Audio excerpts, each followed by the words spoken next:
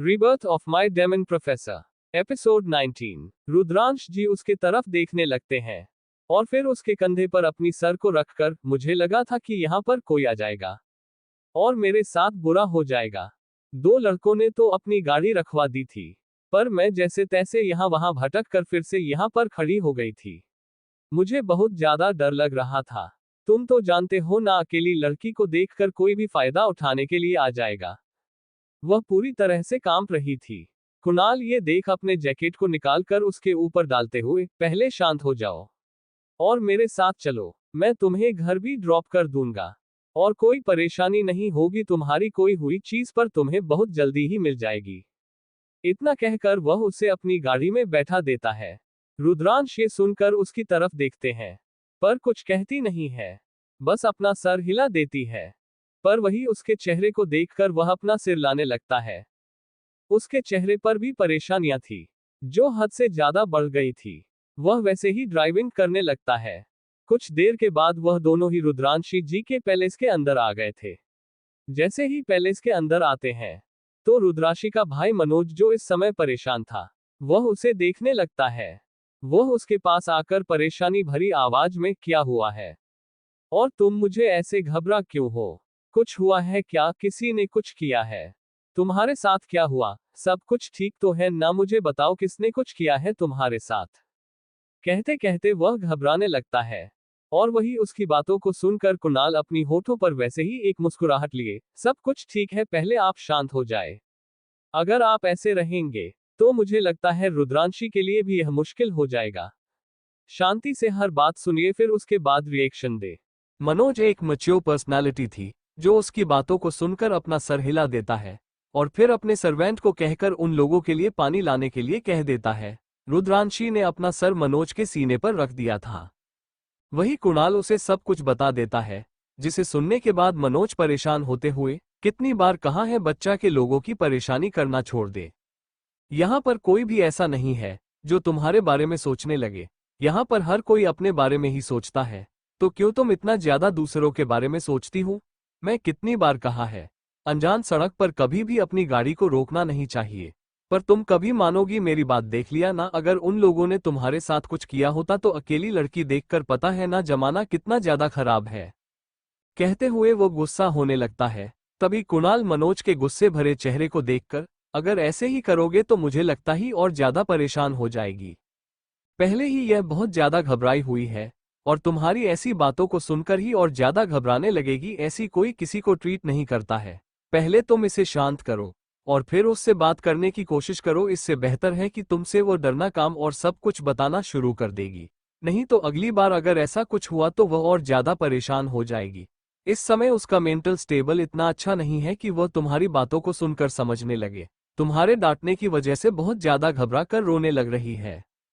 कुणाल की आवाज इस समय बहुत ज्यादा गुस्से से भरी हुई थी और वही मनोज कुणाल की तरफ देखने लगता है, तो कुणाल उसके तरफ देखकर, मैं तुम्हें अपना नाम ही नहीं बताया है, मैं कुणाल राजवंशी हूँ, मौर्य राजवंशी और धनुष राजवंशी का छोटा भाई। पता तो होगा ही, ये दोनों जाने माने नाम है और यह मेरे ही कॉलेज में पढ़ती है।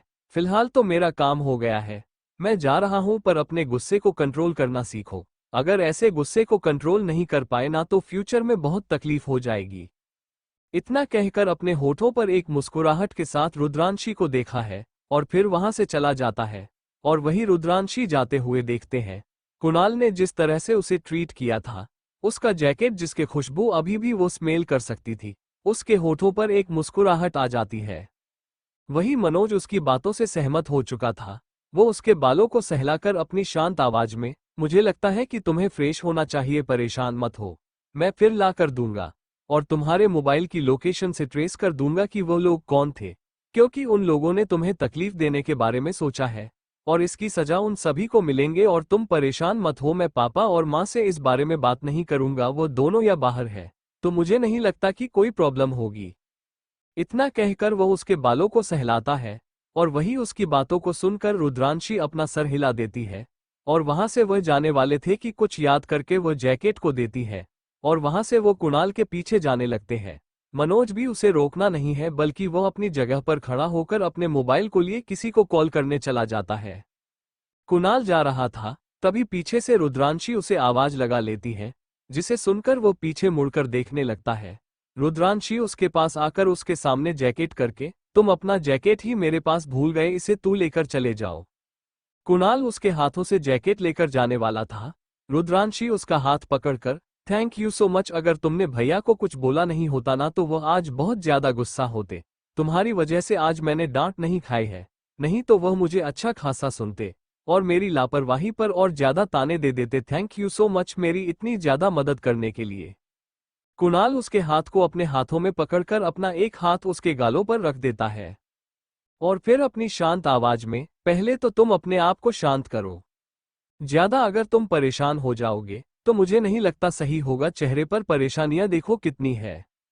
और वैसे भी मैं बस उन्हें समझाया, उनके पास इतना दिमाग है कि वो सोच सकते हैं। तुम्हें भी अपनी लापरवाही के बारे में सोचना चाहिए, क्योंकि तुम्हारी ही लापरवाही की वजह से ये सब हुआ है। तुम्हारे भाई की बातें मुझे कुछ गलत नजर नहीं आए, क्योंकि उसने सही कहा, अगर उन लोगों ने तुम्हारे साथ कुछ किया होता तो तुम्हें वहां से जाना चाहिए था और अपने साथ कुछ लोगों को लाकर वहीं पर रोकना चाहिए था, क्योंकि हम किसी का अच्छा करने चले जाते हैं पर हमारी अच्छा ही काम बहुत लोग फायदा उठाते हैं। मदद करना भी अब एक गुनाह बन गया है।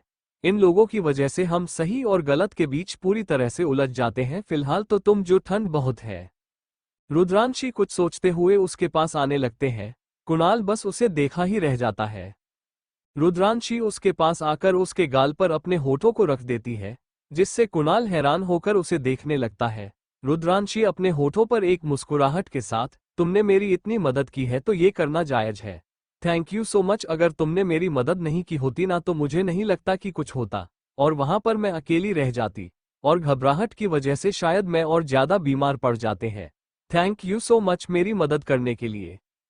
इतना कहकर उसके गालों को खींचते हुए एक प्यारी सी मुस्कुराहट के लिए वहां से चली जाती है। और वही कुणाल हैरानी से अपने एक हाथ को गाल पर रखकर उसे देखने लगता है। उसे हैरानी तो थी पर उसके होठों पर एक मुस्कुराहट भी आ गई थी। वो ड्राइविंग सीट पर बैठकर खुद से ही, ये लड़की सच में बहुत ज्यादा पागल है। अगर इसे करना ही था कि तुम मेरे होठों पर कर देता, बहुत अच्छा लगता। बच्ची है पर इतनी ज्यादा प्यारी सोचा नहीं था। कोई ऐसे भी किस कर सकते हैं जिससे मैं हैरान हो जाऊंगा, इसमें कुछ तो बात है। खुद से इतना कहकर वो मुस्कुराते हुए ड्राइविंग करने लगता है और वहां से वह चला जाता है।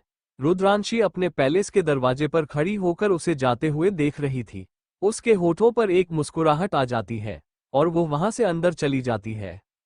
धनुष के प्राइवेट पैलेस के अंदर वो अंदर अपने साथ दानिया पता है, वह भी उसे बाहों में उठाकर, क्योंकि इतने बड़े लहंगे में उसे चलने में दिक्कत होने लगी थी, वो सब अपने साथ लाकर उसे बिस्तर पर बैठ देता है।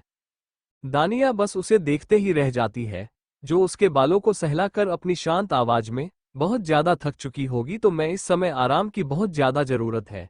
अगर ऐसे ही रहोगे तो मुझे लगता है बहुत जल्दी ही तुम कमजोर हो जाओगे और ये तुम्हारे लिए बिल्कुल भी अच्छा नहीं है। आराम करना भी बहुत जरूरी है। इतना कहकर वो उसके बालों को सहन कर उसके माथे पर अपने होठों को रखकर उसे दूर हो जाता है और वहां से वो जाने लगता है। वही उसे दानिया आते हुए देख रही थी। उसकी आंखों से आंसू बहने लगते हैं। जब वो वॉशरूम में जाता है तब वो अपने ऊपर जो घूंघट था उसे निकालकर एक तरफ रख देती है और मिरर के सामने खड़ी हो जाती है। वो खुद को आज लड़की से औरत होते हुए देख सकती थी, जहां उसके गले में मंगलसूत्र, मांग में सिंदूर जो उसके नाक पर आ गया था। उसकी आंखें बहुत ज्यादा गहरी, वो खुद को इस नए रूप में देखकर हैरान तो थी। वो वॉशरूम के दरवाजे की तरफ देखने लगते हैं और खुद से ही, मुझे कभी भी उम्मीद नहीं थी कि मैं जिस इंसान से दूर भगाने की कोशिश कर रही थी, सोच नहीं था कि कभी मिलेगा। मैं खुद को कभी भी उसे आजाद नहीं कर पाऊंगी। सोचा था उसे वक्त की मैं सबसे दूर होकर एक ऐसी जगह चली जाऊंगी जहां पर मेरी जिंदगी में खुशी आ जाएगी। पर मुझे क्या पता था मैं जिसकी तलाश में जा रही थी वो कुछ दिनों की ही मेहमान थी, क्योंकि वहां पर पहले ही किसी और ने अपनी नजरें डाल रखी। कहते हुए वो वहीं पर बैठ जाती है चेयर पर और खुद को देखकर अपने गले से जैसे जैसे आवाज निकालते हुए, आखिर मेरे साथ ही ऐसा क्यों हो रहा है। एक ऐसे इंसान से मैं दूर भगाने जाती थी जो मुझसे कभी ना मिले, पर उसकी झोली में मुझे आना पड़ा। और ये दिल, मुझे तो इस नफरत करनी चाहिए, तो फिर मैं इसके बारे में सोचती हूँ क्यों हूँ। इसके लिए मेरे दिल में एक अलग ही जगह क्यों बना रखी है। मैं कैसे इसे मोहब्बत कर सकती हूँ। यह मोहब्बत के काबिल नहीं है, बल्कि यह तो इंसान ही नहीं शैतान है। ये लोग, मैं कैसे रह पाऊंगी यहाँ पर, कभी उसे जगह को भूल पाऊंगी। मैं उसे शख्स को अपनी आंखों के सामने ला सकती हूँ, और ना ही मैं कभी कुछ कर सकती हूँ। मैं लॉयर बना डिसाइड किया क्योंकि मुझे उनका पहुंचना था। मेरे पास एक ही ऑप्शन था, पर वह भी इसकी वजह से सब कुछ खराब होते हुए नजर आ रहा है। उसकी आंखों से आंसू बहने लगे थे, वह रोने लगी थी। वो अपने हाथों क्या मुठिया बनाकर, अब मैं कैसे उसे तक पहुंच पाऊंगी? मैं उसके बारे में कुछ भी नहीं जानती हूँ। मुझे लगा था कि उसके साथ रहकर मुझे कुछ तो पता चलेगा, पर यह ऊपर से इसकी पर्सनैलिटी लॉयर कैसे बन गए? एक गुनाहों का देवता कभी सच्चाई की तरफ भागता है। कब से उसने अपने हाथों में सच्चाई की तलवार पकड़ रखी है? उसके हाथों से तो खून की नदियां बह चुकी है। मैं ऐसे शख्स के साथ पूरी जिंदगी रह भी पाऊंगी? सोचकर उसे और भी ज्यादा रोना आ रहा था। उसकी आंखों से आंसू बह रहे थे। उसे समझ नहीं आ रहा था कि आखिर वह क्या करे। वो अपनी आंखों को बंद करके एक लंबी सांस लेकर खुद को शांत करने लगती है, और वहां से वो बिस्तर पर बैठ जाती है। धनुष जब बाहर आता है तो उसने व्हाइट कलर का टॉवल लपेटा हुआ था। वह अपनी प्यारी सी बीवी की तरफ देखकर, अब तो तुम मेरी बीवी बन गई हो, जाकर फ्रेश हो जाओ, बहुत ज्यादा थक चुकी होगी, और तुम्हें इस लहंगे के साथ इतना ज्यादा संघर्ष करते हुए मैं देख नहीं सकता। जाकर फ्रेश होना और फिर हम बाद में हमारी फर्स्ट नाइट निभाएंगे। कहते कहते वो बड़ी मासूमियत भरे चेहरे के साथ उसे देखने लगता है, पर वो इसका जवाब कुछ भी ना देकर वहां से चली जाती है। धनुष से जाते हुए देखा है, और कुछ कहता नहीं है। वो बिस्तर पर लेट जाता है। उसकी नज़र मिरर पर चले जाते हैं, जहां से वह देख सकता था कि उसकी प्यारी बीवी वॉशरूम की तरफ जा रही है। दरवाजे के बंद होने ते ही वह अपनी आंखों को बंद करके एक लंबी सांस लेकर, बहुत कुछ सोचा होगा जिंदगी ने तुम्हारे साथ करने का, पर मेरे होते हुए तुम्हें किसी चीज की कोई परेशानी होने नहीं देने वाला हूं मैं, क्योंकि तुम सिर्फ और सिर्फ मेरी हो, और मैं तुम्हें किसी और का होने कैसे दे सकता हूं? ये तू मुझे नहीं होने वाला है। कहते कहते वो बड़ी अजीब तरह से हंसने लगता है, और अपनी आंखों को खोलकर वैसे ही बालकनी की तरफ चला जाता है। बालकनी में आकर सिगरेट को अपने होठों पर रखकर उसे जला देता है, और वैसे ही वह सामने देखने लगता है। तभी उसका मोबाइल वाइब्रेट होने लगता है, जिसके वजह से वो कॉल को अटेंड करता है। सामने से कहां पर सुनाई देती है, मैंने सोचा था कि तुमसे मिलने के लिए एक अच्छी अरेंजमेंट रखूंगा, पर तुम हो जिसे मुझसे मिलना ही नहीं है। आखिर ऐसा क्या किया है मैंने जो तुम उसे मिलना नहीं चाहते हो? धनुष बड़ी अजीब तरह से सामने देख अपने होठों पर सिगरेट को रखकर, प्रधान प्रधान प्रधान, मुझे लगा ही था कि तुम आज नहीं तो कल कॉल करोगे ही। आखिर तुम रह कैसे सकते हो मेरे बिना? अगर तुमने मुझे कॉल नहीं किया तो तुम्हें सुकून नहीं मिलेगा। क्यों, सही कहा ना? और मुझे सुकून नहीं मिलेगा तुम्हारे कॉल के बिना। तुम्हारा होना ही सबसे ज्यादा सुकून वाला है मेरे लिए। धनुष बड़े अजीब तरह से मुस्कुराते हुए ये सब कह रहा था। वही धनुष की बातों को सुनकर प्रधान अपने गुस्से को कंट्रोल करके, तुम्हें क्या लगता है तुमने जो किया है उसके बाद क्या करना चाहिए? तुम्हारे साथ तुम जो भी करोगी इससे तुम्हें ही दर्द मिलने वाला है, क्योंकि प्रधान कुछ भी नहीं भुलाता, कुछ भी नहीं। धनुष बड़ी मासूमियत के साथ, और भूलना भी नहीं चाहिए तुम प्रधान हो वही शौक जिनकी बातें और उसके तरीके मशहूर है। महफिल में तुम्हें हरण यार मेरे लिए मुश्किल होता जा रहा था एक वक्त के लिए, और अब देखो तुम हार गए, और तुम्हारी इज्जत तो कुत्ते से भी गई गुजरी बन गई। सुना है तुम किसी के फालतू कुत्ते बन गए हो। ये सुनकर मुझे बहुत ज्यादा हैरानी हो गई कि आखिर तुम्हें कौन अपना कुत्ता बना रहा है। धनुष इतना कहकर सिगरेट को अपने उंगलियों में पकड़ लेता है। धनुष के बातों को सुनकर प्रधान अपने हाथों की मुठिया बनाकर, तुम जो कह रहे हो उसके बारे में सोच समझकर कहना। प्रधान अपनी जिंदगी में हर एक चीज को समझकर ही आगे बढ़ता है, और तुम जो कर रहे हो उसके बारे में पता है ना क्या होगा? मैं वो शख्स हूं जिसके सामने हर कोई अपना सर झुकाना समझदारी समझता है, और जहां पर मैं हूं वहां पर मैं कुत्ता नहीं बल्कि एक राजा हूं। तुम्हें क्या लगता है हर कोई तुम्हारी तरह किस्मत लेकर पैदा होता है? तुमने तो आते ही उसको अपनी उंगलियों पर नाचना शुरू कर दिया, जिसकी उंगलियों पर पूरी दुनिया नाचे लगी थी। हैरानी वाली बात यह है कि तुम जैसे छोटे बच्चों के अंदर इतनी पावर कैसे आ गई कि जो इंसान सबको डरता है वो तुमसे डर रहा है। आखिर ऐसा क्या छुपा कर रखा है तुमने अपने अंदर जो मुझे पता नहीं है? धनुष ही सुनता है तो हंसने लगता है। वो हंसते हुए बड़े अजीब तरह से, ये जानने के लिए पहले महफिल में तो आना होगा, उसके बिना कुछ भी नहीं पता चल सकता। तुम्हें क्या लगता है तुम्हारा यहाँ पर आना मुझे पता नहीं है? पर आते ही अपनी आवाज पूरी करना शुरू कर दिए हैं। ऐसी लड़की को अपनी जाल में चैट कर रखा है जो अभी अभी अपनी जिंदगी को सवाल नहीं आए है। बच्चियों पर रहम करो, माँ और बहन नहीं है। कहते हुए वो हंसने लगता है। उसके हंसी ऐसी थी जैसे वो उसे पर ताना मार रहा है। प्रधान ये सुनता है तो अपने हाथों की मुठिया बनाकर, तुम्हें क्या लगता है तुम जो कर रहे हो, और तुम्हारी यह बात मैं सुन रहा हूं, तो इसका मतलब मैं तुमसे डर रहा हूं, या तुम अपनी मनमानी करोगी? अपनी हद में रहो, यह मेरी जिंदगी है। मैं किसी के साथ भी सो सकता हूं और किसी के साथ भी कुछ कर सकता हूं। तुमसे मतलब नहीं है कि मेरे घर में माँ और बहन है कि नहीं। धनुष अपनी ठंडी आवाज में मजाक कर रहा हूं। तुम तो सीरियस हो गए और तुम्हारी आवाज भी गले से बहुत ज्यादा बाहर निकल रही है। तुम्हें क्या लगता है मैं कुछ कर नहीं सकता? मुंबई मेरी है और जिस जगह पर तुम रह रहे हो उसे अगर मैं उड़ा दिया ना, मैं लास्ट तक मिलना तो दूर की बात है, तुम्हारी राख तो किसी को नसीब नहीं होगी। कहते कहते वो अपनी आंखों को बंद करके कुछ सोचते हुए और अपने मालिक को कह देना, मैं उसे मार सकता हूं जो मेरे रास्ते में आने लगे। और वो तो कौन है ये तुम अच्छी तरह से जानते हो। तो तुम्हारा मालिक कौन है? और अच्छे बच्चों को अपना काम करना चाहिए, ना कि दूसरों के रास्ते में आना चाहिए। वो रास्ते में तो आ रहा है पर उसे ही बहुत ज्यादा तकलीफ होने वाली है। इतना कहकर वो कॉल को कट करके सामने आसमान की तरफ देख, चाहता तो अभी तुम्हारी जान से मार देता, पर नहीं, मैं तुम्हें तब तक नहीं मारूंगा जब तक मुझे करने का मन ना करे। अगर तुम्हें मार दिया तो बहुत सारी चीज बनने लगे हैं, अंदर के नफरत और ज्यादा बढ़ जाएगी और वह मैं बर्दाश्त नहीं कर सकता। कुछ दिनों की यह जिंदगी बहुत खुशी से जी को, आगे का सफर क्या पता दर्द से भरा हूं तुम्हारे लिए। इतना कहकर वो अपनी आंखों को बंद कर दे, एक लंबी सांस लेता है और फिर अपनी गर्दन को मोड़ते हुए वह कहां से जाने लगता है। जब अंदर आता है तो उसे सामने दानिया व्हाइट कलर के टॉवल में दिखती है। वो उसे देखकर बड़ी अजीब तरह से मुस्कुराते हुए, सी तुम तो सच में हद से ज्यादा खूबसूरत होने लगी हो। पता नहीं मेरी आज नजर तुम पर है ही नहीं रही है।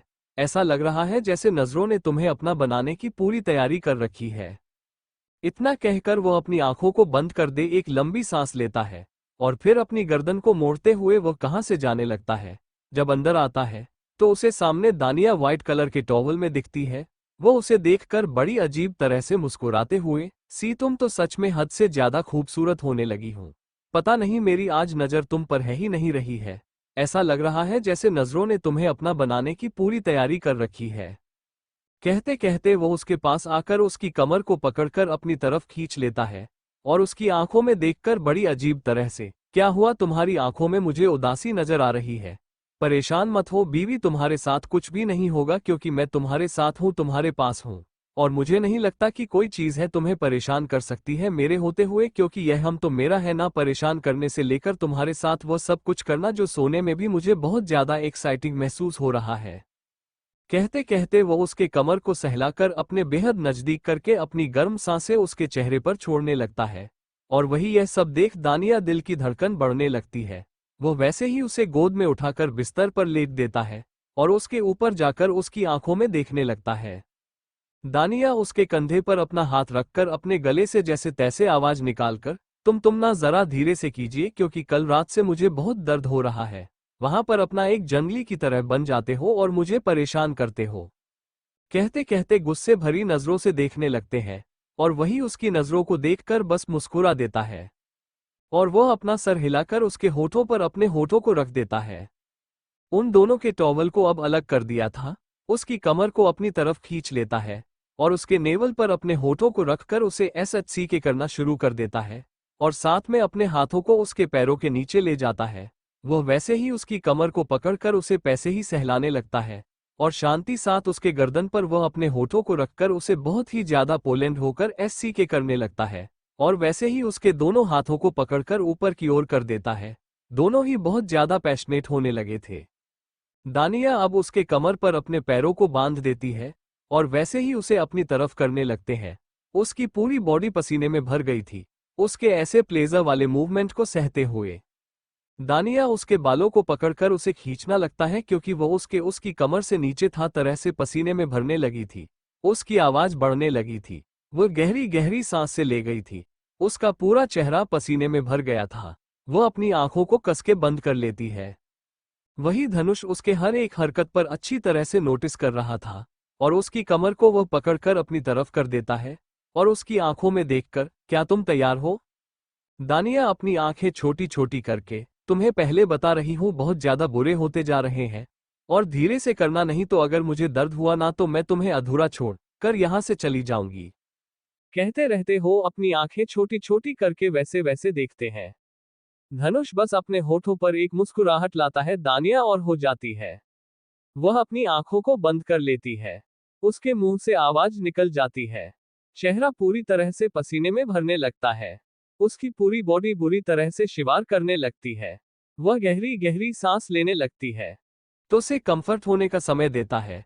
जब वो अपनी कंफर्टेबल पोजीशन में आती है, तब जाकर वो अपने आप की स्पीड को बढ़ाना शुरू कर देता है। दानिया की आवाजें पूरी तरह से गूंजने लगे थे। धनुष उसके कमर को सहलाया जा रहा था। करीब 2 घंटे के बाद दोनों ही अलग हो जाते हैं। दानिया ना खुश वाले चेहरे के साथ देखते हैं, जहां पर हमारे के चेहरे पर तो गला जाने का नाम ही नहीं ले रहा था। वो तो बहुत ही ज्यादा चमक रहा था। उसके होठों की मुस्कुराहट ही बहुत ज्यादा बड़ी हो गई थी, और वही उसे ऐसे मुस्कुराते हुए देखकर वो अपनी नजरें दूसरे तरफ कर लेती है। धनुष से अपनी गोद में उठा लेता है, जिससे दानिया उसे देखने लगती है, जो उसे अपने साथ ले जाकर वॉशरूम में लाता है। उसकी बॉडी को अच्छे से क्लीन करने के बाद वह उसे बिस्तर पर बैठकर अपने मोबाइल को निकालकर एक मैसेज कर देता है, और वहां से फिर से वह चला जाता है वॉशरूम के अंदर। से पहले वो अपनी प्यारी सी बीवी को, जो उसे गुस्सा हो गई है, उसे अपना शर्ट पहना है। करीब 20 मिनट के बाद कमला अपने हाथों में खाने की प्लेट लिए अंदर आ जाती है। वो अपना सर नीचे झुका लेते हैं। उसने एक बार भी अपना सर ऊपर करके नहीं देखा था। वो खाने की प्लेट को वही कॉफी टेबल पर रख देती है, और वहां से वो बिना कुछ बोले चली जाती है। वही कमला को ऐसे जाते हुए देखकर दानिया जान हो गई थी। उसे कुछ समझ नहीं आ रहा था। उसने एक बार भी उसकी तरफ नहीं देखा। ये देखकर उसे थोड़ी राहत भी मिल रही थी, क्योंकि इस समय वह ऐसी सिचुएशन में नहीं थी कि वह के आंखों में देखे। और सबसे हैरानी वाली बात यह थी कि उसने एक बार भी अपना सर ऊपर करके नहीं उससे कुछ बात की।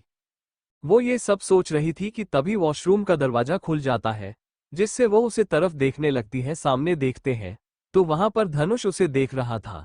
वो अपने होठों पर मुस्कुराहट लिए, बहुत ज्यादा ही भूख लगी होगी, तुम्हें खाना आ गया है तो तुमने खाया नहीं लगता है, मेरा इंतजार बहुत कर रही हूं तुम। इतना कहकर वो उसके पास आकर उसे अपनी गोद में उठा लेता है। और ये देखकर दानिया अपनी गुस्से भरी आवाज में, पहले तो तुमने मेरे पर को इस काबिल बनाया है कि वह चल सकते हैं। तुम्हारी वजह से मेरे पर कितने ज्यादा दर्द कर रहे हैं, तुम्हें पता भी है, और ऊपर से तुम्हारी ऐसी घटिया बातें, मुझसे बात ना करो वही बेहतर है। मुझे इतना ज्यादा गुस्सा आ रहा है तुम पर कि मैं बात नहीं सकती। तुम्हारी वजह से मेरी कमर दर्द कर रही है। ऐसा कौन किसी के साथ करता है? बोल तो था ना धीरे से सारी चीज करो, पर नहीं, तुम्हारे अंदर तो राक्षस घुस जाता है। पता है कितने पर मेरे दर्द करे, और ऊपर से ऐसा लग ही नहीं रहा है मैं कभी छोड़ सकती हूँ। इस समय वो बहुत ही ज्यादा गुस्से में उसे देख रही थी। चेहरा पूरी तरह से लाल लाल हो गया था, जिसे देखकर धनुष उसके बालों को प्यार से सहलाता है, और फिर उसे गोद में बैठकर अपने हाथों से उसे खाना खिलाते हुए, अगर मेरा सहारा लेकर तुम्हें कहीं पर भी जाना है तो मैं इसके लिए वो हर रोज करूंगा, जो मुझे तुम्हारा सहारा बना दे, जिसे हम दोनों और जरा नजदीक आ जाएंगे, क्या कहती हूँ? और तुम्हारे दिल में जो गुस्सा है और कहीं ना कहीं कुछ छुपा हुआ है वो बाहर भी आ जाएगा। उसकी आंखें बहुत ज्यादा अजीब तरह से उसे देख रही थी। वो उसको खाना खिला रहा था, फिर उसकी आंखों की तपिश ऐसी थी जैसे कुछ तो अजीब है। दानिया उसके बातों को सुनकर कुछ पल यूं ही उसके चेहरे को देखते हैं, और फिर जल्दी से खाना खाने लगती है। धनुष उसके चेहरे के रिएक्शन को देख सकता था, जिसे देखने के बाद उसके होठ आ जाती है, पर वह दिखता नहीं है। अपने होठों की मुस्कुराहट वो ऐसी थी जैसे वह ना दिखने वाली है, पर उसकी आंखों की गहराई को वह बहुत अच्छी तरह से देख सकता था। उसकी नीली आंखों में वह घबराहट व परेशानी उसके आंखों से छुपी नहीं थे। अपने हाथों से खाना खिलाने के बाद वह अपना मुंह खोलकर, अब तुमने तो मेरे हाथों से खाना खा लिया तो अपने पति के बारे में सोचो, मुझे भी बहुत ज्यादा भूख लगी है, मुझे भी खाना खिलाओ। धनुष ये कहते हुए मासूमियत के साथ उसे देख रही थी, पर वही उसकी बातों को सुनकर दानिया अपनी आंखों को बंद करके गहरी सांस लेते हैं। बिना कोई आर्ग्यूमेंट के साथ वो उसे खाना खिलाने लगते हैं। दोनों ही खाना कंप्लीट कर देते हैं। केसर वाला दूध स्पेशल उसे के लिए मंगवाया था, वो उसके सामने करके, इसे पीने की जरूरत है क्योंकि इस समय तुम्हें बहुत ज्यादा दर्द हो रहा होगा। इसमें कुछ दवाएं भी डाली हुई है जिसकी वजह से तुम्हारा दर्द कम हो। ऐसे तो तुम खाओगी नहीं, अब ये दूध में मिक्स करके है तुम्हें देनी पड़ रही है। कहते हुए जोर से दे देता है दूध, और वही वो केसर वाला दूध पीने लगते हैं। इस बार वो दूध की टेस्ट बहुत ज्यादा अलग थी, बहुत ज्यादा टेस्टी था। वह दूध जिसे कटे से याद करके वह हैरान उसे धनुष की तरफ देखने लगती है। वही धनुष ग्लास को अपने हाथों में लिए कॉफी टेबल पर रखकर उसके होठों पर वो दूध की चाय लगी हुई थी उसे साफ करते हुए क्या हुआ हैरानी हो। वैसे ये दूध न किसी का फेवरेट था, किसी को यह वाला दूध बहुत पसंद था जिसमें बोर्नविटा के साथ केसर और ड्राई फ्रूट्स डालकर पसंद था, बहुत ज्यादा टेस्टी लगता था, या किसी को हमेशा ही वह ऐसे पीना चाहती थी और मुझे उसे अपने हाथों से ये दूध बनाकर देना बहुत पसंद है, पर वह तो मुझे छोड़कर चले गए। इतना कहकर वो सामने देखने लगता है। दानिया अपनी आंखें बड़ी करके, तो फिर वो क्यों छोड़कर गई और क्या आपने कभी उसे ढूंढा नहीं? उसे साफ करते हुए क्या हुआ हैरानी हो।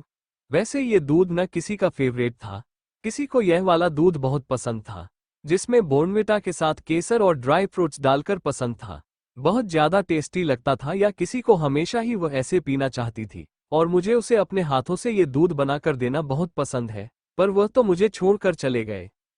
इतना कहकर वो सामने देखने लगता है। दानिया अपनी आंखें बड़ी करके, तो फिर वो क्यों छोड़कर गई और क्या आपने कभी उसे ढूंढा नहीं?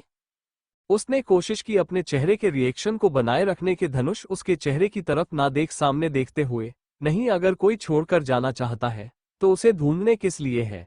एक बार कोशिश की, उसके बाद सोचा कि अगर वह मिल गई मुझे फिर से तो वह मेरी किस्मत है। दानिया ये सुनते हैं एक पल के लिए तो पूरी तरह से खामोश हो जाती है। ठंडा पसीना उसके चेहरे पर आने लगता है। दूसरे ही पर वो खुद को शांत करके उसकी तरफ देख, तो क्या हुआ, तुम्हें मिल गई? उसकी आवाज में थोड़ी परेशानी थी, घबराहट थी, और वही उसकी बात को सुनकर अपनी गोद में उठाकर अपने साथ ले जाते हुए, तुम हो, मुझे किसी और की कोई परवाह हो सकती है। कहते कहते वो उसे देखने लगता है और वही उसकी बात सुनकर वो अपनी आंखें बड़ी करके, तो इसका मतलब आप उसे भूल गए हैं, आपको याद नहीं है? गोद में उठाकर अपने साथ ले जाते हुए ये कहना सही नहीं होगा कि मुझे वह याद नहीं है। उसकी हरकतें, उसका बचपन है, उसकी वो स्माइल और उसकी आंखें बिल्कुल तुम्हारी तरह बहुत ज्यादा था, पर उसकी आंखें बहुत ज्यादा गहरी थी और उसकी खामोशी हमेशा खामोश रहती थी, तुम्हारी तरह हर वक्त बातें नहीं करती थी। और सबसे बड़ी बात, उसका वो सब की बातों को मानकर आगे बढ़ना, यहाँ तक कि उसका होना ही मेरे लिए एक सुकून वाला था। तुम्हें पता है, पर वह मुझे छोड़कर चली गई। मुझे पता ही नहीं चला कि ऐसा क्या किया जो वह भाग कर चली गई, मैंने तो बस उसे पर। इतना कहकर वो उसे अपनी गोद में उठाकर वैसे ही बिस्तर पर बैठे हुए उसकी आंखों में देखकर, अभी सोने की जरूरत है, बहुत ज्यादा परेशान हो गई हो तुम, और मैं तुम्हें इतना ज्यादा परेशान बिल्कुल भी नहीं देख सकता। इतना कहकर वो उसके बालों को सहलाकर उसे के सर को अपने कंधे पर रखकर अपनी आंखों को बंद कर देता है। दानिया की ऐस बड़ी अधूरी बातों को सुनते हैं तो बस उसे देखती है। उसके चेहरे का रंग उड़ चुका था, वो बस अपना सर हिलाकर एक लंबी सांस लेती है, जैसे वो कुछ छुपा रही हो, और जब अपनी आंखों को खोलती है तो उसके सामने धनुष का चेहरा था, जिसे देखने के बाद वह अपनी नजरें दूसरी तरफ कर लेती है। उसे नींद भी आ जाती है, थकान की वजह से उसकी बंद हुई आंखें और उसके धीमी सांसों को धनुष अपने सीने पर महसूस करता है। तब उसकी आंखें खुलती है, उसके चेहरे को देखकर बस को बड़ी अजीब तरह से मुस्कुराने लगता है और उसे अपने ऊपर लेटकर उसके सर को अपने सीने पर रखकर एक हाथ को पीछे रखकर सीलिंग की तरफ देखने लगता है। वह अपने सीने पर गर्म सांसों को महसूस कर सकता था, उसके बालों पर अपनी उंगलियों को ले जाकर अपनी गहरी आवाज में, आंखों में कुछ, होठों पर कुछ और वक्त पर बदलना जरूरी है, ये बहुत जल्दी ही पता लगा लिया तुमने। खुद से इतना कहकर वो बड़ी अजीब तरह से मुस्कुराने लगता है और अपनी आंखों को बंद करके बस अपने सीने पर उसके गर्म सांसों को वो महसूस करने लगता है। दूसरी तरफ प्रधान उसे लड़की के सामने खान की प्लेट आगे करके, अब क्या तुम्हें इनविटेशन देना होगा खाने के लिए, खाओ, इससे पहले मेरा गुस्सा बढ़ जाए। कब से नखरे कर रही हूं, यहां पर नखरे सहने के लिए बैठा नहीं हूं मैं, बहुत सारे काम होते हैं मुझे। ये सुनते ही वो गुस्से भरी आंखों के साथ, आखिर आप ऐसी बातें कर ही कैसे सकते हैं? यहां पर मैं परेशान हूं, मेरी फैमिली परेशान हो गई होगी, वो ढूंढ रही होगी, और मैं यहां पर पड़े आराम से खाना खा सकूंगी, यह मुझे नहीं लगता पॉसिबल होगा। यहां पर मेरी जान निकल जा रही है, तो आपने बताया भी नहीं क्या आपने मुझे किडनैप क्यों किया है, और ऊपर से आप ऐसी बात कर रहे हो जैसे कोई फर्क ही नहीं पड़ रहा है। मुझे इमोशंस की फिक्र है, मुझे उनके परेशानी हो रही है, मेरा भाई और बहन दोनों रो रहे होंगे, मैं सुबह से घर से बाहर आई हूं। प्रधान उसके साइड में बैठकर उसको अपनी गोद में बैठा लेता है, जिसे वो लड़की बस उसे देखने रखती है।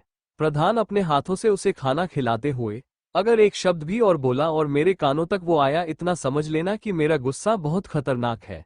तुम्हारे साथ बहुत बुरा हो सकता है। अगर चाहती नहीं हो तो खामोशी से हाथ से खाना खाओ। यह मैं किसी को खिला नहीं हूं, पर पहली बार मिला रहा हूं। नहीं तो अभी तक तेरी जान लेने में मुझे एक स्टैंड भी नहीं लगता। प्यार से रह रहा हूं, प्यार से रहो।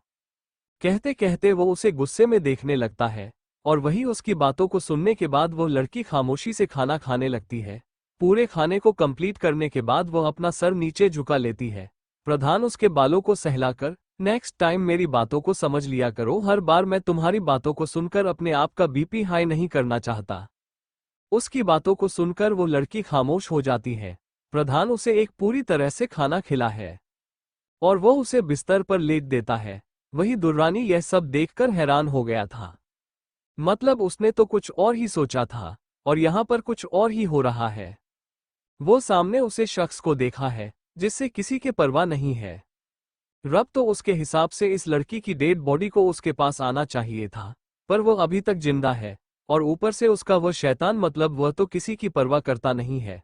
वो इतना ज्यादा खामोशी से ये सब क्या कर रहा है, ये सोचकर वो और भी ज्यादा हैरानी के साथ परेशान होने लगता है। उसे लगता है कि कुछ तो गलत है, क्योंकि जहां तक वो शख्स को जानता है वो बिल्कुल भी एक नॉर्मल इंसान नहीं है जो ये सब करे। किसी की परवाह, इसे तो खुद के अलावा किसी की परवाह नहीं होती है। फिर यह वो सोच रहा था, तभी प्रधान कमरे से बाहर आकर दुर्रानी की तरफ देखते हुए, क्या हुआ, हैरान बहुत ज्यादा हो गए हो?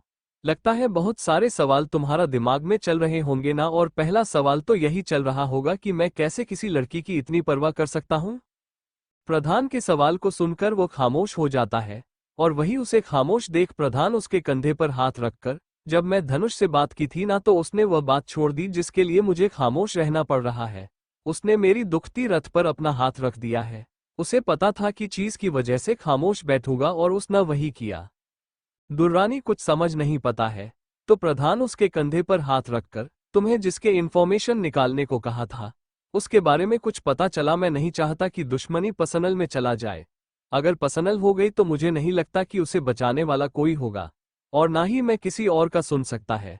मुझे बस वह जानना है जिसके लिए मैं बरसों से तलाश कर रहा हूं।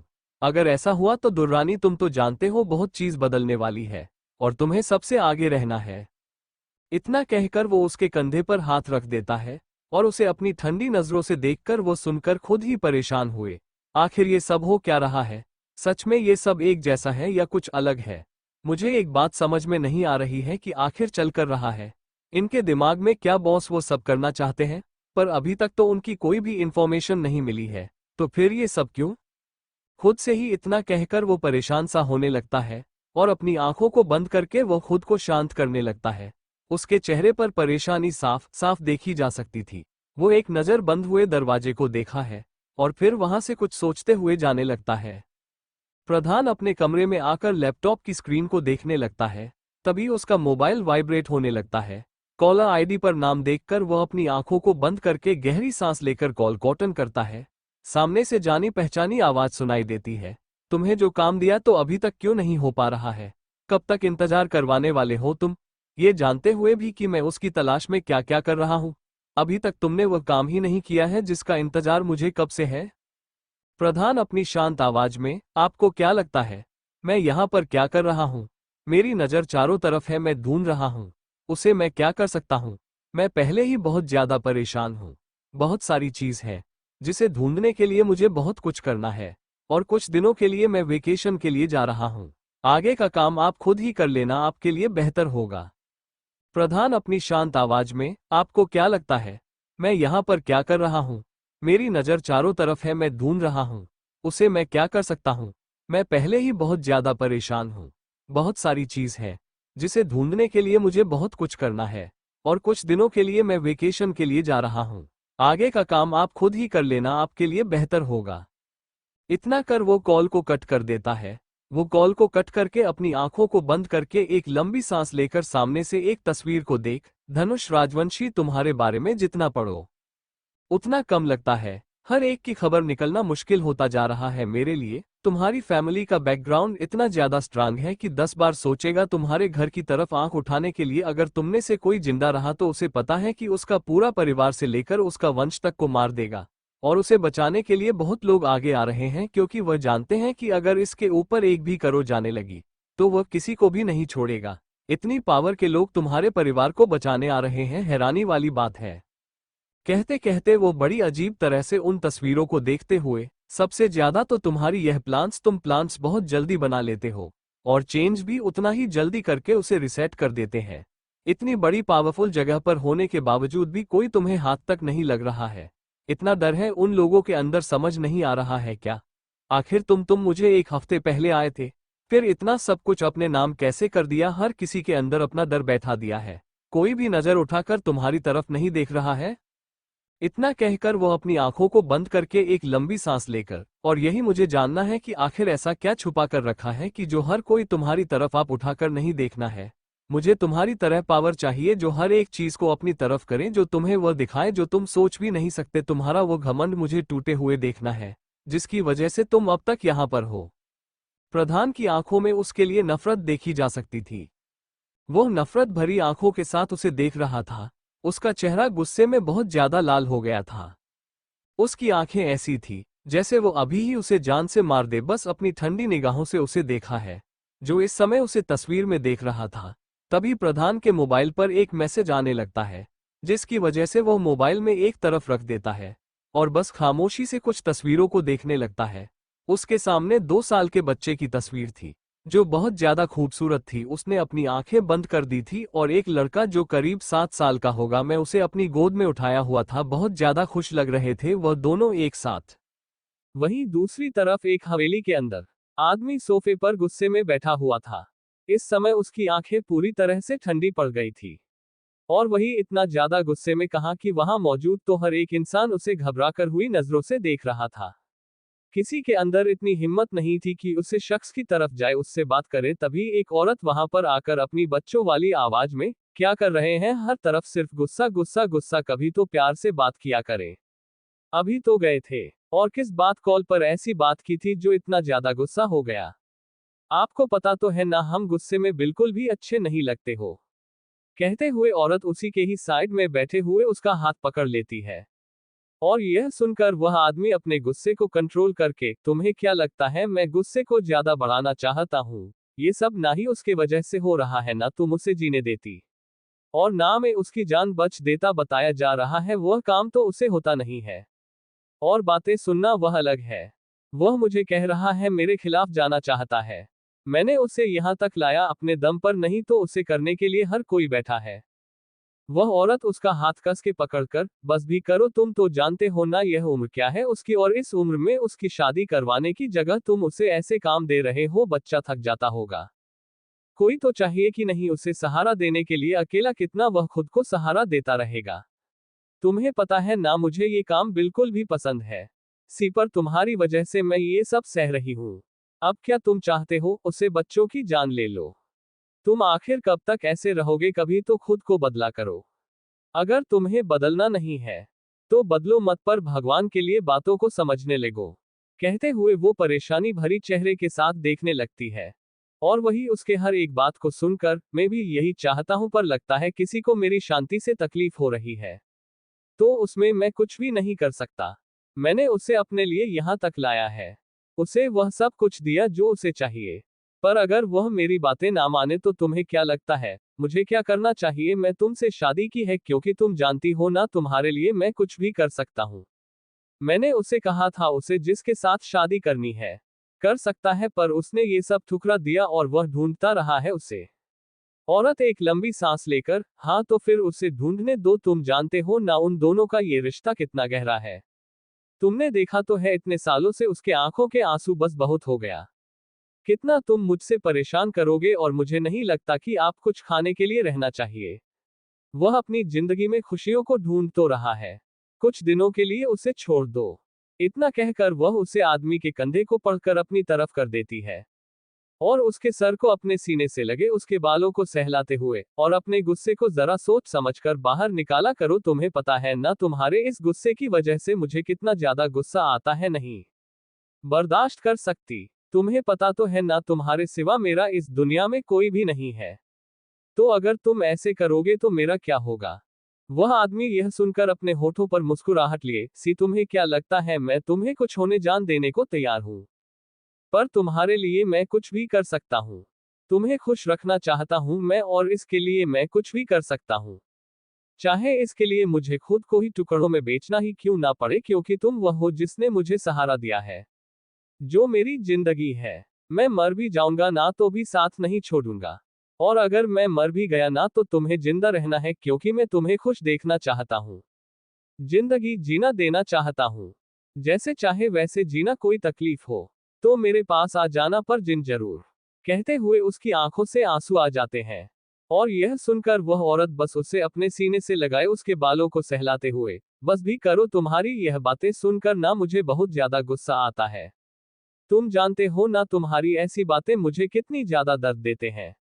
मैं इसके लिए तो नहीं कहा था ना तुम्हें ये सब करने के लिए। मुझे समझ नहीं आ रहा है कि आखिर तुम ये सब कर ही क्यों रहे हो। छोड़ क्यों नहीं देते ये सब, इतनी अच्छी जिंदगी है, क्यों नहीं जीते। वह आदमी उसके हाथ को पकड़कर अपने होठों पर रखते हुए, तुम्हें सब कुछ छोड़ दूं, पर वादे ने बांध रखा है मुझे। मैं चाह कर भी कुछ भी नहीं कर सकता, क्योंकि हर किसी को पता है मेरे वादे कितने ज्यादा जरूरी है। अगर कोई शब्द दे तो उसे पूरा करके ही मानता हूं। और ये तो मेरे पापा ने दिया है। उनके आखिरी बात भी मैं नहीं मान सकता, तुम तो जानती हो ना। इतना कहकर वह उसकी आंखों में देखने लगता है। औरत की आंखों से आंसू बहने लगते हैं।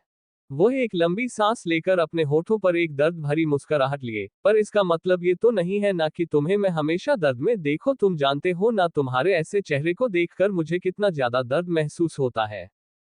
नहीं रह सकती मैं तुम्हारे बिना, और हर दिन ये सोच सोच कर तो मेरा दिल और भी ज्यादा दर्द करता है कि अगर तुम्हें कुछ हो गया तो मेरा क्या होगा। मैं जीते जी मर जाऊंगी। तुम्हारे लिए कभी भी जिंदगी में मुझे छोड़कर मत जाना नहीं। तुम्हें कभी भी जीना भूल ही जाऊंगी, और ना ही मैं एक दिन भी तुम्हारे बिना रह सकती हूँ। वह आदमी इस पर कुछ भी नहीं कहता है। वह बस उसके सीने से अपना कर रखे हुए था। उसके चेहरे पर एक बेबसी थी, डर था, तकलीफ थी। और फिर भी वह मुस्कुरा रहा था। वही सुबह का वक्त हो जाता है। दानिया अपनी आंखें खोलता है। तब उसे अजीब महसूस होता है, क्योंकि वह अकेली ही बिस्तर पर थी। अंगड़ाइयां लेते हुए अपने पैरों को देखते हैं। उसे पहले से बेहतर लग रहा था। कल तो उसे महसूस नहीं हो रहे थे कि उसके पर हैं। और उसकी कमर अब दर्द करने लगे थे। कमर को अपने हाथों से सहलाते हुए वह वहां से जा चुके थे, वॉशरूम के अंदर, जहां पर वह फ्रेश होने लगती है। फ्रेश होकर वह जब बाहर आती है, तब भी उसे धनुष कहीं पर भी नहीं मिलता है। वह मिरर के सामने खड़ी थी, व्हाइट कलर के टॉवल को अपने ऊपर लपेट खुद को ही देखते हुए। यह मेरी पहली सुबह है शादीशुदा होने के बाद, समझ नहीं आ रहा है मैं हंसू या रो। जिंदगी ने आखिर मेरे साथ किया क्या है, इसके बारे में सोचो कभी तो हंसी आ जाती है। खुद की किस्मत पर की आंखें दिए क्या है मेरी जिंदगी में, और कभी तो खुद पर ही तरस आने लगता है कि मैं अपनी ही जिंदगी के डिसीजन खुद नहीं ले सकती। व्हाइट कलर के टॉवल को अपने ऊपर लपेट खुद को ही देखते हुए, यह मेरी पहली सुबह है शादीशुदा होने के बाद, समझ नहीं आ रहा है मैं हंसू या रो। जिंदगी ने आखिर मेरे साथ किया क्या है, इसके बारे में सोचो कभी तो हंसी आ जाती है। खुद की किस्मत पर की आंखें दिए क्या है मेरी जिंदगी में, और कभी तो खुद पर ही तरस आने लगता है कि मैं अपनी ही जिंदगी के डिसीजन खुद नहीं ले सकती। इतना कहकर वह अपना कर हिलाते हुए चारों तरफ देखकर खुद से हैं, अब ये कहां पर चला गया। और इसे अभी तक बात भी नहीं हुई है। मुझे क्लासेस भी अटेंड करने हैं, ये प्रोफेसर है। इसे तो कोई प्रॉब्लम नहीं होगी, पर सारी प्रॉब्लम तो मुझे होने वाली है। घर भी जाना है, उसकी साफ सफाई करनी है। अप्पा और माँ आएंगे तब क्या सोचेंगे मेरे बारे में। खुद से ही इतना कहकर वह परेशान होने लगती है और चली जाती है क्लोजिंग रूम में। एक पिंक कलर का अनारकली सूट पहनकर वह बाहर आती है। तभी उसे पसीने में लटपट धनुष दिखता है। वह उसे देखकर परेशानी भरी आवाज है, तुम यहाँ पर हो और मैं कब से परेशान होती जा रही हूँ। मुझे एक बात बताओ, तुम एक प्रोफेसर होकर तुम्हें सारी चीज तो पता होने के बावजूद भी बताते क्यों नहीं हो। आज कॉलेज है तो मुझे कॉलेज भी तो जाना है। पता है तुम मेरे क्लास टीचरों पर, इसका मतलब ये तो नहीं है ना कि तुम मुझे ऐसे घर पर रहने देने वाले हो। और ऊपर से मुझे घर पर जाना है। अभी क्लास में जाकर क्लास अटेंड करना है, और मुझे शाम को जाकर पूरा घर साफ करना है, क्योंकि तुम्हें पता है ना कौन आने वाले। और मैं नहीं चाहती कि उनके सामने मैं ऐसी जाऊं कि मैं बहुत ज्यादा आलसी हूं। वैसे तुम माँ को पता है यह मैं आलसी हूं, फिर भी मुझे काम करना है। अपनी बात पूरी करके वह उसे गुस्से में देखती है, पर वह ध्यान देती है कि धनुष की नजर तो उसकी बातों पर है ही नहीं। वह उसकी बातों पर ध्यान न देते हो वह देखकर परेशान हो जाती है, और परेशानी भरी आवाज में, क्या हुआ, मुझे देख क्यों नहीं रहे हैं, और आप ऐसे क्यों रिएक्शन दे रहे हैं? फिर समझ नहीं आता है आपकी प्रॉब्लम क्या है। जब देखो तब मेरी बातों पर इग्नोर कर देते हो, आपको खुशी मिलती है क्या? धनुष उसकी आंखों में देखा है, और फिर उसके बेहद नसीब जाकर अपनी गहरी आवाज में, तुम्हें इमेजिन किया था इस लोक में बहुत साल पहले, उम्मीद से ज्यादा ही खूबसूरत लग रही हो। तुम्हारे मांग पर सिंदूर और यह गले में मंगलसूत्र, यह ऐसे बता रहा है जैसे मेरे सिवा तुम्हारा कोई भी नहीं है, सिर्फ और सिर्फ मेरी हूं। तुम्हें पता है लहंगा तुमने पहना था, तू लहंगा मेरी पहली पसंद का था। इतना कहकर वह उसके बालों को अपने हाथों से सहलाता है, उसके माथे पर अपने होठों को रखकर बिना कुछ बोले वॉशरूम में चला जाता है। और वही उसकी बातों को सुनकर दानिया उसे लहंगे को ढूंढने लगते हैं। वो उसे सोफे पर पड़ा हुआ मिलता है। वो उसे लहंगे को अपने हाथों में लेती है, उसके कपड़े को गौर से देखते हैं और वैसे ही जमीन पर बैठ जाते हैं। उसके आंखें फटी की फटी और मुंह खुला का खुला रह जाता है। उसकी नजर वॉशरूम की तरफ चली जाती है। वो कुछ सोचने लगते हैं। उसके आंखों के आंसू बहने लगते हैं, जिसे वो कंट्रोल करते हुए अपने दोनों हाथ अपने दोनों गालों पर रखकर, मैं क्या करूं, मैं पागल हो रही हूं। मैं क्या सोचा, मैं बिल्कुल भी नहीं कमजोर नहीं होना वाली हूं। मेरा दिल जितना ज्यादा बातों के बारे में सोचेगा उतना ही वो घबराने लगेगा। मुझे घबराना नहीं है, मुझे घबराना बिल्कुल भी नहीं है। मुझे याद नहीं करना है, मेरा ध्यान सिर्फ ऐसी जगह पर है। कहते हुए वो खुद को शांत करती है और अपने हाथों की मुठियां बनाकर अपनी जगह पर खड़ी हो जाती है, और वहां से वह चली जाती है। उसे लहंगे को वैसा ही छोड़े धनुष कमरे में आता है। चारों तरफ अपनी नजर घुमाए हुए अपने होठों पर एक अजीब सी मुस्कुराहट के साथ वो क्लोजिंग रूम में चला जाता है, जहां पर वो कपड़े पहनकर बाहर आता है। वह जब आता है तब अपने हाथों में मेहंदी वॉच पहनकर अपने मोबाइल को हाथों में लेता है, और वहां से कुछ सोचते हुए बड़े अजीब तरह से मुस्कुराने लगता है। उसकी मुस्कुराहट बहुत ज्यादा गहरी थी, और उतनी ही ज्यादा खतरनाक।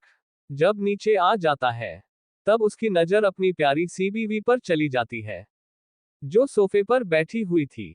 उसे सोफे पर बैठे हुए देखकर वह उसके पास आ जाता है, जिससे दानिया नजर उसे तरफ चली जाती है। वह उसे देखने लगते हैं, जो अपने होठों पर एक अजीब सी मुस्कुराहट लिए, क्या हुआ है, तुमने ब्रेकफास्ट नहीं किया अभी तक, क्या तुम्हें भूख नहीं है, क्या तुम्हें कुछ खाने का मन नहीं कर रहा है? ये सुनकर वह अपनी जगह पर खड़ी होते हुए, नहीं बस मैं अभी का इंतजार कर रही थी। सोचा जब आप आ जाएंगे तब दोनों एक साथ ब्रेकफास्ट कर लेंगे।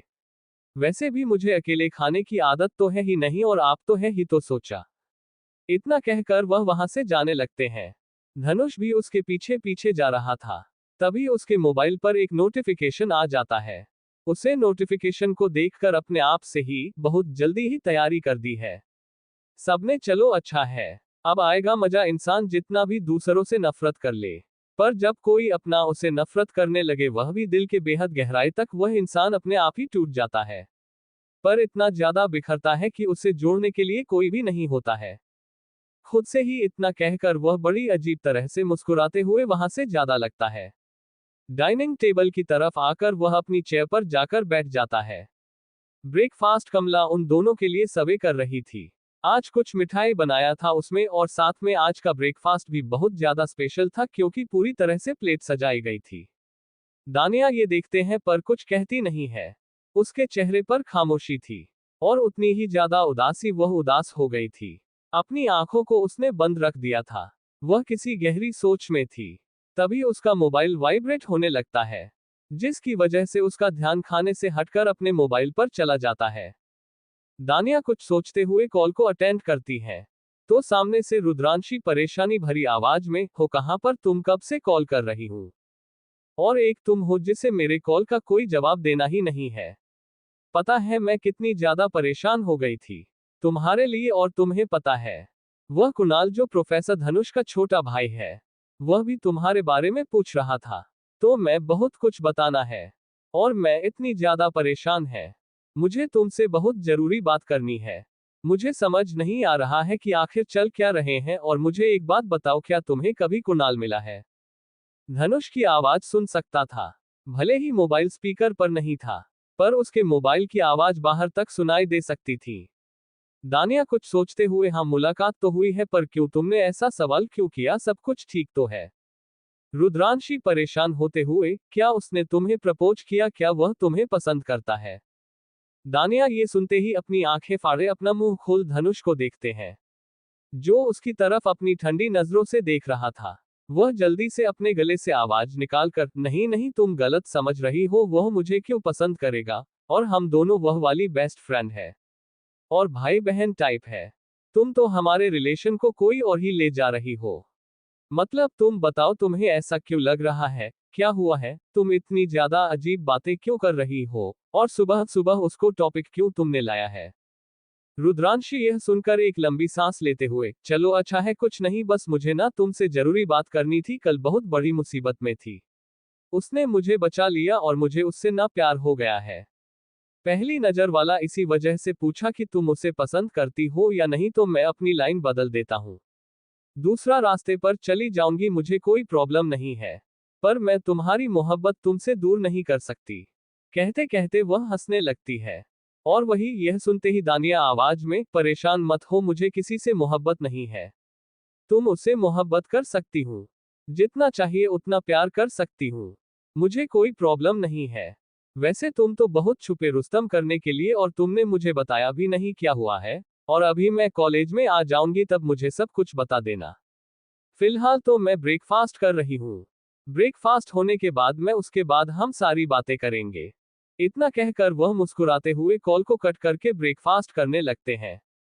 तभी उसे किसी की तपती हुई नजरें अपने ऊपर महसूस होती हैं, जिसे महसूस करके वह अपनी नजरों ऊपर करके जैसे ही सामने देखते हैं, तो धनुष की जानलेवा नजरें उसे देखने मिलती है, जिसे देखकर वह घबरा जाती है। उसके चेहरे का रंग उड़ जाता है।